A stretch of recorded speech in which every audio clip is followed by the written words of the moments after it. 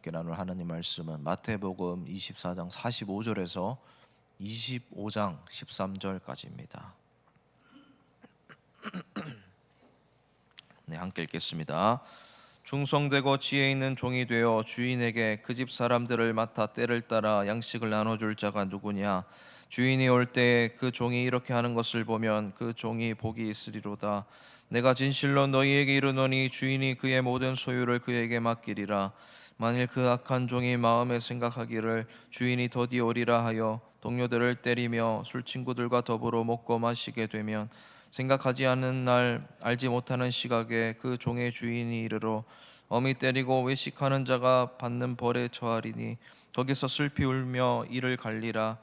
그때 천국은 마치 등을 들고 신랑을 맞으러 나간 열 처녀와 같다 하리니 그 중에 다섯은 미련하고 다섯은 슬기 있는 자라. 미련한 자들은 등을 가지되 기름을 가지지 아니하고 슬기 있는 자들은 그릇에 기름을 담아 등과 함께 가져갔더니 신랑이 더디엄으로 다 졸며 잘세. 밤중에 소리가 나되 보라 신랑이로다 맞으러 나오라 하매 이에 그 처녀들이 다 일어나 등을 준비할세. 미련한 자들이 슬기 있는 자들에게 이르되 우리 등불이 꺼져가니 너희 기름을 좀 나눠 달라 하거늘 슬기 있는 자들이 대답하여 이르되 우리와 너희가 쓰기에 다 부족할까 하노니 차라리 파는 자들에게 가서 너희 쓸 것을 사라 하니 그들이 사러 간 사이에 신랑이 오므로 준비하였던 자들은 함께 혼인잔치에 들어가고 문은 닫힌지라. 그 후에 남은 처녀들이 와서 이르되 주여 주여 우리에게 열어주소서. 대답하여 이르되 진실로 너희에게 이르노니 내가 너희를 알지 못하느니라 하였느니라. 그런즉 깨어있으라. 너희는 그날과 그때를 알지 못하느니라. 아멘. 지금 계속해서 예수님은 말세에 일어날 징조에 대해서 말하고 있고 그 마지막 때가 어떻게 임하는지에 대해서 예수님이 이야기를 하고 있습니다. 일단 24장 45절부터 나오는 이야기는 뒤에 열 처녀의 이야기와 계속 연결이 됩니다. 그리고 앞의 이야기와도 연결이 됩니다. 우리가 45절부터 읽었는데 어제 본문 44절에 보면 깨어 있으라라는 말이 나옵니다. 이 깨어 있으라는 말이 오늘 이야기의 핵심이라는 것입니다. 우선 처음에 나오는 이야기는 지혜 있는 종 그리고 악한 종을 비교하십니다. 주인이 종들에게 어떤 것들을 사업을 맡기고 갔던 것 같습니다.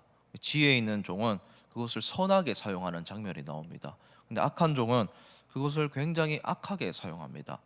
어떻게 하느냐면 49절에 보면 동료들을 때리며라고 합니다.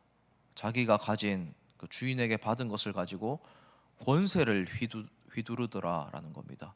여러분 세상에 보면 그런 분들 있죠. 하나님이 맡겨주신 재정, 명예, 권력 이런 걸 가지고 권세를 휘두르는 사람이 있습니다.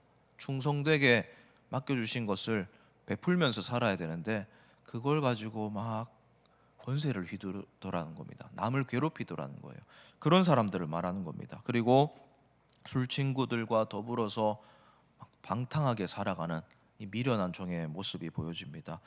이렇게 살아가는 사람들에게 주인이 갑자기 오게 됩니다. 그래서 행한 대로 갚아줍니다.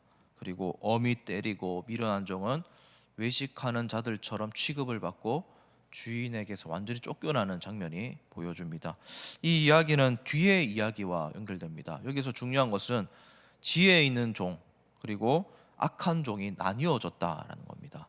그리고 열 처녀의 이야기가 이제 등장하는데 25장 1절에 보면 그때에라는 말로 시작합니다. 그때는 종말의 때, 예수님이 오는 재림의 때를 가리키고 있습니다. 이때도 미련한 5명의 처녀 그리고 슬기 있는 5명의 처녀를 나누고 계십니다. 여기서 미련한 자들은 등은 있는데 기름은 준비하지 않은 사람을 말하고 있다고 합니다. 그리고 4절에 보면 슬기 있는 자는 기름과 등을 함께 미리 준비하고 예비하는 사람들을 말합니다. 그리고 5절에 보니까 신랑이 더디옴으로 다 졸며 잘세라고 합니다. 이것을 이해하기 위해서는 이 고대 근동의 결혼 예식 문화에 대해서 먼저 알 필요가 있습니다. 간추려서 이야기하면 그렇습니다. 지금 우리는 결혼식 하루 만에 1시간 만에 다 끝내버리는데 이때만 해도 결혼식을 처녀가 결혼하면 일주일 동안 과부가 결혼하면 3일 동안 결혼식을 했었다고 합니다. 이 결혼 예식을 야외에서 성대하게 한 뒤에 그 예식에 맞춰서 일주일 동안 결혼 혼인 잔치를 계속했습니다. 피로연을 일주일 동안 했다고 보시면 됩니다.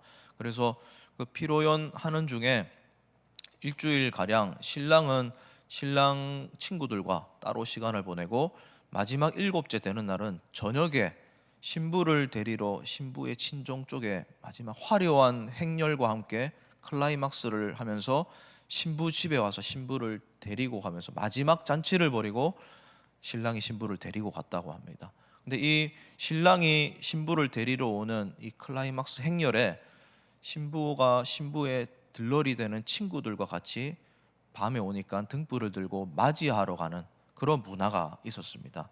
근데 여기에서 신랑을 기다리고 있는데 언제 올지 기약이 없는 거예요. 그러다 보니까 다 조는 장면이 보여집니다. 그러다가 이제 신랑이 옵니다. 저기 멀리서 소리가 들립니다. 그래서 이제 부랴부랴 등불을 가지고 신랑을 맞이하러 가는데 기름을 준비하지 않은 거예요. 미련한 자들이. 슬기 있는 자들은 기름을 같이 준비했습니다. 이 등은 호롱불 같은 게 아니고 횃불 개념이라고 보시면 됩니다. 이 천 같은 것에 기름을 계속 적셔야지 그 등에 횃불이 계속 타오르게 하는 그런 기능이 있는 기물들을 가지고 다녔습니다. 그래서 기름을 타오르게 하기 위해서는 이 등불을 타오르게 하기 위해서는 기름이 있어야 되는데 이 기름을 준비하지 않았던 거예요. 그래서 좀 나눠 달라고 합니다. 그런데 쓸기 있는 자들이 우리도 쓸 게 없으니까 차라리 가서 다른 데 가서 사오라고 하는데 그 사러 간 사이에 신랑이 들어와서 문을 닫고 마지막 잔치를 하는 장면입니다.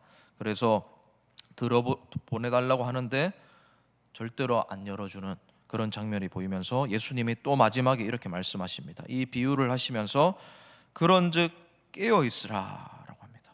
그리고 그날과 그때를 아무도 알지 못한다라고 하면서 자신의 재림날 이런 일이 일어날 것이니까 그 이야기를 듣는 제자들에게 그리고 이스라엘 백성들에게 늘 깨어서 살아가야 될 것을 말씀하십니다.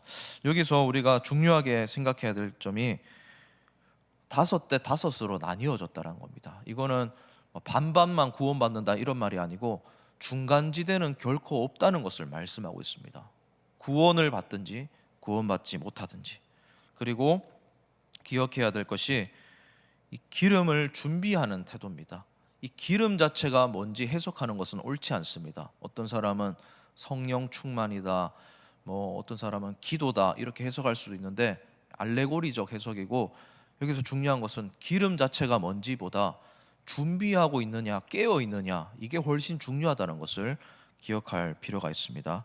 그리고 또 한 가지 중요한 것은 미련한 자들이 쓸기 있는 자들에게 기름을 빌려달라고 한다라는 겁니다. 그런데 쓸기 있는 자들은 절대로 자기 것을 나눠주지 않습니다. 구원은 개인적인 거라는 겁니다. 다른 사람을 통해서 내가 얻을 수 없는 거라는 거예요. 그래서 우리가 신앙생활할 때 남을 통해서 구원을 받는다 혹은 남을 통해서 복을 받는다라는 개념은 옳지 않습니다. 내가 하나님과 1대1의 관계가 신앙생활이라는 것입니다. 그래서 부모님이 신앙이 좋아도 자녀가 하나님과 1대1의 관계가 되어 있지 않으면 그것은 어쩌면 굉장히 미련한 상황일 수가 있습니다. 옳지 않은 상황일 수가 있습니다. 자녀들이 스스로 하나님과 만나야 되는 겁니다. 이 가톨릭에 보면 연옥이라는 구원관이 있습니다. 이 연옥이 뭐냐면 죽고 나면 사람들이 연옥이라는 곳에 머물게 되는데 그 연옥에 머무는 사람들을 위해서 살아있는 사람들이 그 죽은 사람들을 위해서 대신 기도해주면 그 사람 기도받고 구원받는다라는 개념이 있습니다. 철저히 잘못된 것입니다. 본인이 하나님을 잘 믿고 예수님 믿을 때 구원받는 거지 남이 죽은 사람을 위해서 기도해 준다고 죽은 사람이 천국에 갈 수 있는 것이 아니다라는 겁니다. 아무튼 그리고 예수님이 말씀하시는 게 깨어 있으라라는 말입니다.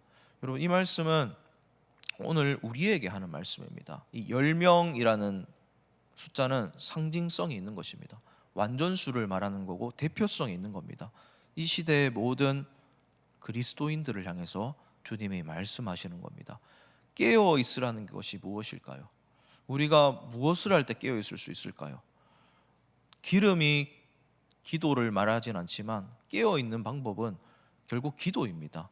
우리가 기도하면서 주님 오시는 그날까지 잠시 마음이 흐려지면서 졸 수도 있지만, 결국에는 우리가 평상시에 신실하게 주님 바라보면서 주님과 대화하면서 주님과 소통하고 주님과 동행하면서 기도하면서 주님과 함께 살아가는 것이 깨어 있는 것입니다. 주님이 언제 올지는 아무도 모릅니다. 그리고 도디 올 수도 있습니다. 우리의 생각과는 다르게 임할 수도 있습니다. 그런데 중요한 것은 그 사람이 언제 오는가 보다는 내가 지금 주님의 사랑을 느끼고 있느냐, 이것이 너무나 중요한 겁니다. 처음 사랑을 잃어버려서는 안 되는 겁니다. 우리가 이 세상을 살아가면서 참 졸만한 상황들이 많습니다. 마음이 무디어질 상황들이 많습니다. 그런데 이렇게 새벽 기도에 오시고 또 성경 통독하시고 늘 이 교제를 교회 안에서 나누시면서 예배를 빠지지 않으면서 주님 오시는 그날까지, 혹은 주님이 나를 불러주시는 그날까지 슬기롭게 지혜롭게 늘 깨어서 주님과 늘 이야기하면서 사랑을 나누면서 살아가는 것이 이 열처녀의 비유에 대한 해석이라는 것입니다. 우리 사랑하는 성도님 여러분, 주님이 언제 오실지는 알지 못합니다. 그리고 기약이 없습니다. 그런데 언젠가는 오신다는 사실을 꼭 기억하시길 바랍니다. 우리가 주님이 만날 날이 가까이 오고 있다는 사실 꼭 기억하시길 바랍니다. 그래서 늘 기름을 준비하면서 깨어 있으면서 또 주님이 오실 때 주님과 함께 그 나라에서 가장 행복하게 그 혼인잔치에, 그 혼인 예식에 참여하면서 그 천국의 기쁨을 결국 맛보게 되는 우리 모두가 되기를 진심으로 주님의 이름으로 축복을 드립니다. 이 시간 우리 오늘 말씀 생각하면서 함께 기도하겠습니다. 늘 깨어서 주님과 동행하며 하나님 뜻을 행하며 살아가게 하여 주시옵소서. 그리고 오늘 나라의 중대한 결정이 있습니다. 나라를 위해서도 간절하게 기도하시고 또 개인적인 기도 제목을 하나님께 기도하고 돌아가시도록 하겠습니다. 다 함께 기도하시겠습니다.